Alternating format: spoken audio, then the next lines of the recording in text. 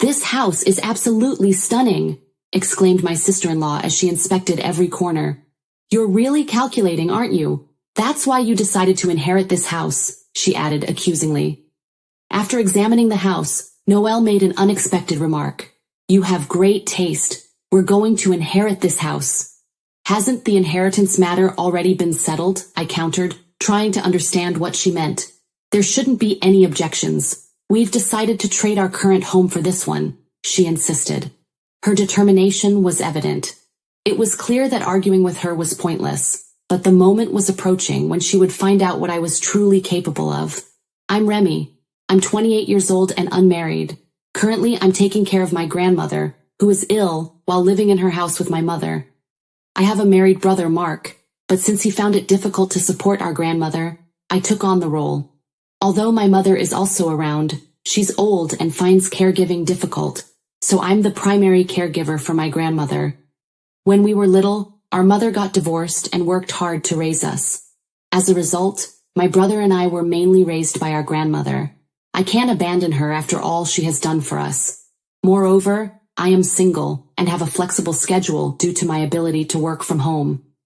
My brother's wife, Noelle, doesn't seem very interested in taking care of our family, so I was the most appropriate person to take on this role. Caregiving is challenging. I continue to do it daily as a way of showing gratitude to my beloved grandmother. My days with my grandmother are full of enjoyment, and I don't feel any hardship. However, recently I've been feeling stressed about something else. It's about the attitude of my brother's wife. Mark does recognize the support he received from our grandmother, and although he can't be involved in her actual care, he often visits us to check on things. But his wife's behavior and words during these visits irritate me. "Are you cleaning properly?" Noelle once asked, inspecting the room. "Look at this room. You haven't cleaned it, have you? Since you're relying on Grandma, make sure you do your part." My sister-in-law, to put it positively, is the type to speak her mind, but from my perspective, she's unpleasant and rude. She visits our house, criticizes me with such an attitude, and often makes sarcastic remarks. I've let a lot of things slide, but the phrase freeloader is hard to accept. "You're just living here for free?" she once said with a smirk. "Don't you think you have it easy staying here?" Indeed, I am staying at my grandmother's house, but I earn my own living expenses. I receive no financial support from my brother, yet his wife accuses me of having an easy life at my grandmother's house. It's incomprehensible to be criticized by her, who doesn't understand the difficulty of working while managing the house and caregiving. I am legitimately working and supporting myself with my income. I haven't touched any of my grandmother's assets. Even when I explained these points to Noelle, she ignored my words and provoked me further. "Even so, the reason you're caregiving is that you don't have to pay rent, right? Instead of relying on your parents, you're relying on your grandmother, aren't you?" my sister-in-law said sarcastically. Stress was piling up from dealing with my brother's wife. However, I also feel tired every day and don't have the energy to deal with her. Knowing that whatever I say would be met with negative responses, I gradually began to ignore her sarcasm. Then she would say, "Oh, you're not talking back. Does your silence mean you agree?" Whether I respond to her or not, Noelle, who frequently picks on me, leaves me in disbelief. To be honest, I want to ask my brother not to bring her along, but she's cunning and behaves as such. She never says anything bad to me in front of Mark. The unpleasant words are always thrown at me when it's just her and me. Therefore my brother, unaware of her true nature, always brings her to our grandmother's house. I did try to have a light conversation about it, but it ended with him defending her. "She wouldn't say such awful things, right? Are you bullying my wife? Nobody likes an annoying sister-in-law. She's making a special effort to get along with you. Try to be friendly," Mark said dismissively. He always took his wife's side. Talking to him only made things worse. Realizing that I couldn't rely on my brother, I decided it was best to have as little to do with Noelle as possible. While harboring such feelings, one day, my grandmother's condition suddenly worsened, and she needed to be hospitalized. Mark was busy with work and couldn't find time to visit the hospital. As a result, my mother and I ended up taking care of my grandmother.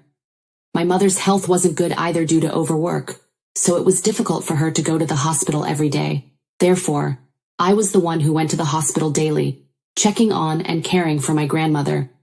After a month of such a life, my grandmother quietly passed away. It was sudden, but I was somewhat prepared, knowing her condition was serious. However, it was difficult for me to accept her death, having spent my childhood with her and being with her until her last moment. While devastated by this harsh reality, I informed my mother and brother of our grandmother's death. Then, unexpectedly, my sister-in-law came to see me. Mark was delayed due to work reasons, so his wife came to me first. Could it be that she was concerned about me in such a situation? I couldn't believe it given her past attitude, but I thought for a moment that she might have some humanity. While feeling grateful for her visit, I expressed my thanks, but her response was unexpected. "If you have time to grieve, hurry up and finish the funeral and inheritance procedures," she said coldly. "Unlike you, your brother's busy with work. Don't give us any extra trouble." Instead of a warm-hearted sentiment or comfort, she seemed to have come to urge the progression of the inheritance and funeral arrangements. Of course, this is the kind of person she is. I was surprised to find out again that my brother's wife was such a heartless and self-centered person. Despite my grief, she started to rush the funeral arrangements. I certainly appreciated the fact that Noelle came to help in place of my brother, but I wasn't in a position to be ordered around by her, especially when she has been keeping her distance from our family until now. Though I felt dissatisfaction in my heart, I continued to endure, not wanting to cause a conflict right after my grandmother's death. When Mark finally appeared, my sister-in-law quieted down for a while. However, as soon as she was out of his sight, her usual sarcasms toward me didn't stop. Amidst my desire to properly process my grandmother's passing, her behavior infuriated me. Additionally, she had a talent for making insensitive remarks. "Your grandmother lived too long. Did she end up using all her assets? After all that, how much inheritance will we get?" Noelle asked, even before the funeral was over. She was already worried about money. My patience couldn't withstand this. "Is that what you would be thinking right after someone's death? Please stop it," I finally raised my voice. She seemed a bit surprised too. Nevertheless, there's a difference between things that should be said and things that shouldn't. Normally, my sister-in-law would have retorted, but this time, she didn't respond and just left the scene. Later, perhaps realizing she had gone too far, she avoided interacting with me, and the funeral was completed peacefully.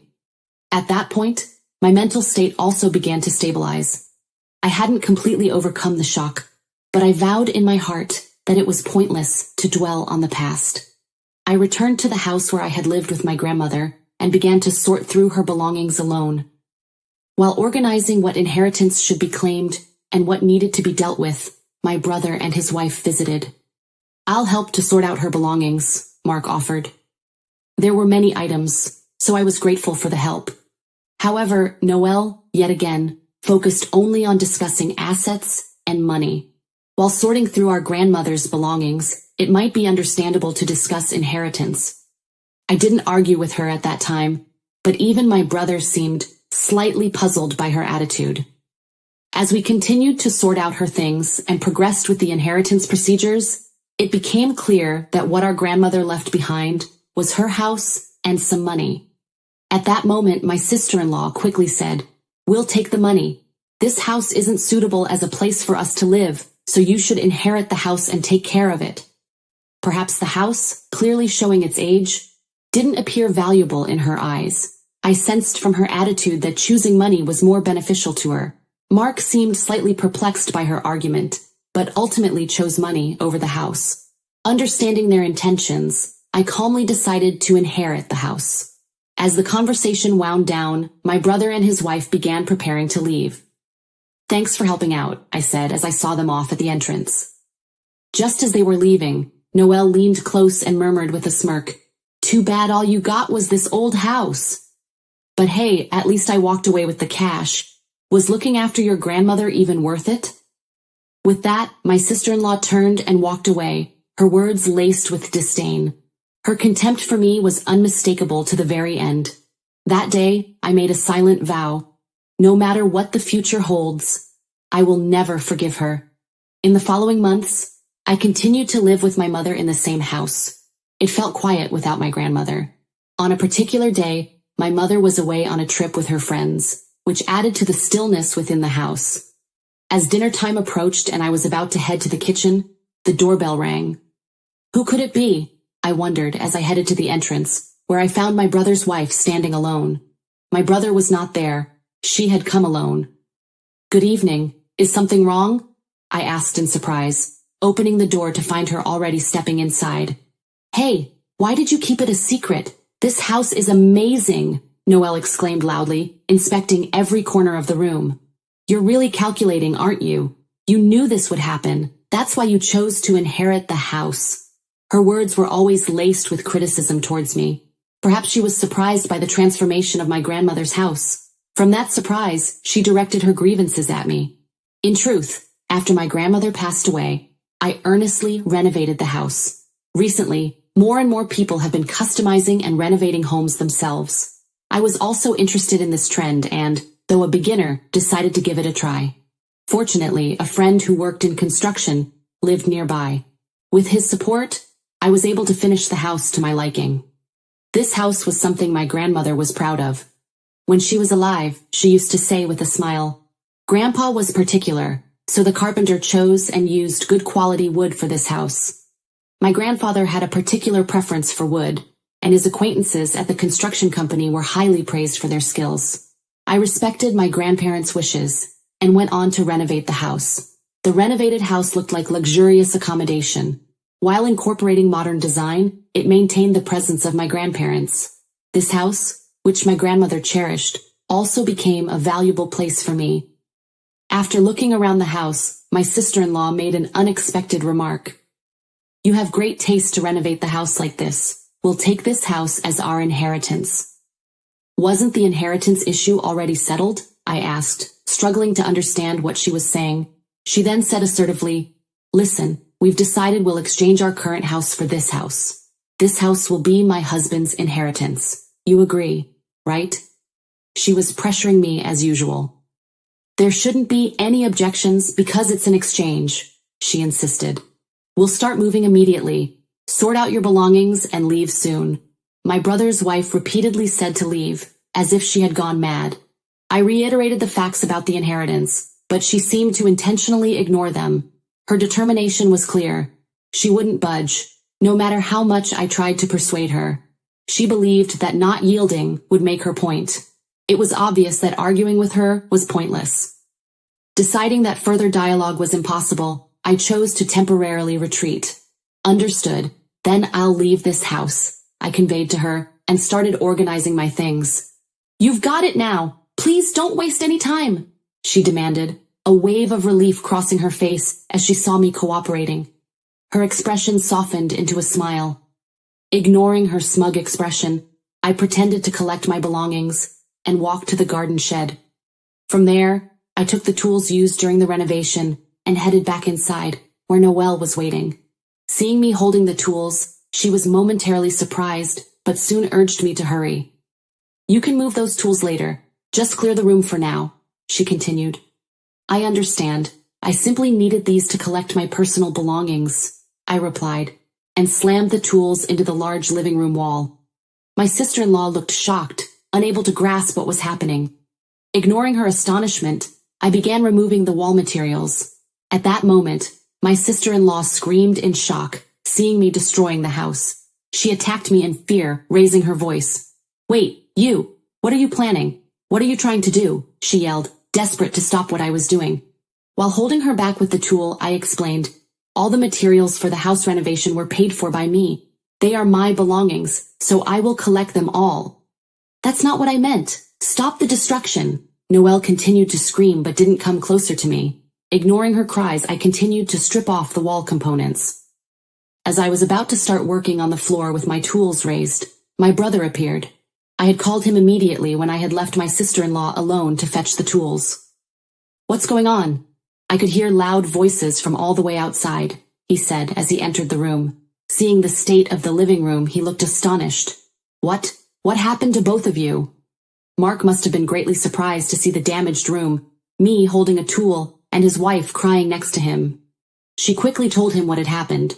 "This person is dangerous. my sister-in-law yelled, pointing at me. It was natural for him to feel suspicious of me under these circumstances. However, his wife was the reason I behaved like this. She suddenly came today and told me to leave the house, I calmly explained. I didn't expect the house to be renovated, and I can't accept the fact that it was inherited in a secretive way, Noelle exclaimed indignantly. That's unfair. Therefore she should leave and we should live here, she added. Hearing my words, she started making incomprehensible comments in front of my brother. Listening to her contradictory statements, Mark fully supported me. We agreed that my sister would inherit the house, and we would receive money as an inheritance, right? He asked. Isn't the handling of this house my sister's right? Cornered by his words, my sister-in-law felt isolated and became emotional. Why aren't you taking my side? She shouted. If you won't do that, then I will end our marriage. Indeed, there's no point in continuing a marriage with someone who doesn't accept their mistakes and refuses to apologize. My sister-in-law, trying to pull my brother to her side with the threat of divorce, was met with his agreement. She was at a loss for words. From then on, my brother took control. What if my sister claims that the following is unfair? What if we use the inherited money for investments, and the money we obtained increased? How would you respond if she accused us of being unfair? He asked her.